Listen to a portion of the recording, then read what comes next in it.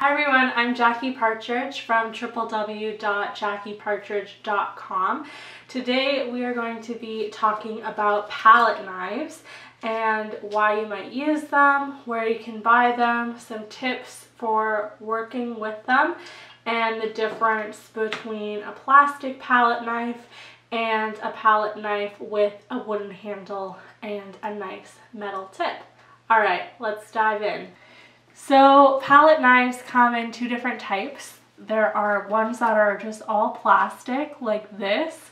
So these ones are a little bit more of a cheaper price point, but the quality isn't the same as the wooden one. So you can see that the handles on the plastic one are a little bit thinner, and it's kind of like holding a piece of plastic cutlery.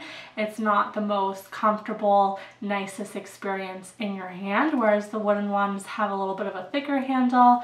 They just feel more natural and it's just easier to grip. It's more of a comfortable feeling in your hand. If you're just getting started, plastic ones could be a great option. They're also great for kids. If you're a school teacher, they can be more of an affordable option.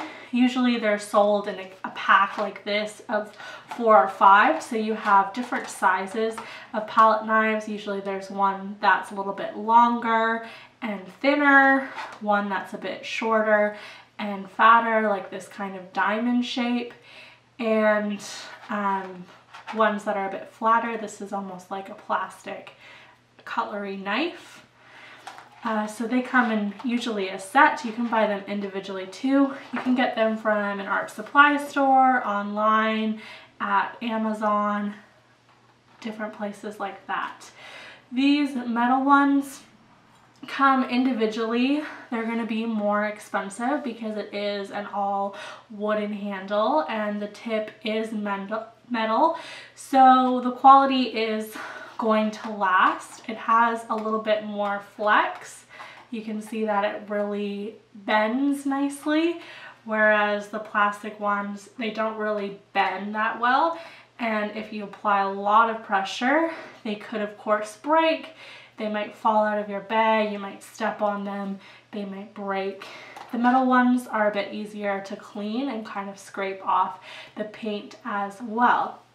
The thing about the metal one, as you can see with this one is a little bit rusty, so it is important when you're washing it to just clean it normally like you would with a brush, but make sure you dry it off as well so that it doesn't rust. Of course, with the plastic ones, you don't need to worry about rusting or issues like that, so it's really just a preference.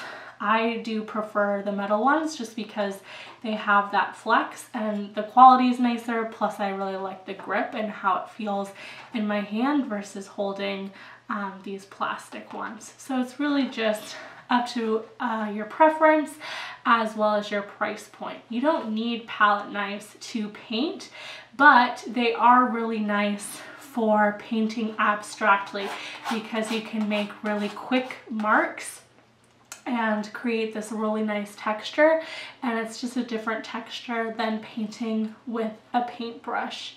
They are a bit nicer to clean than a paintbrush too, because you don't need to worry about getting paint caught in the bristles or anything. You can just wipe it away with a paper towel or a rag when you're finished.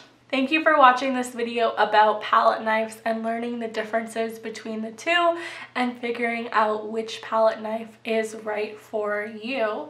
If you found this video helpful, be sure to let me know in the comments, give it a thumbs up, or subscribe to my channel where new videos come out weekly. Make sure you hit the little bell for notifications. A great video that I recommend watching next is the Painting with Palette Knife Clouds video. In this video, I give you some helpful tips for mixing colors with palette knives, using different edges and the tip of the palette knife to create different effects while painting, as well as creating texture and painting through layers. So this video on painting clouds is really perfect for beginners who have never held a palette knife or used a palette knife before. So I strongly recommend watching that video next, and I've linked it for you in the description below. Thanks again. Happy painting.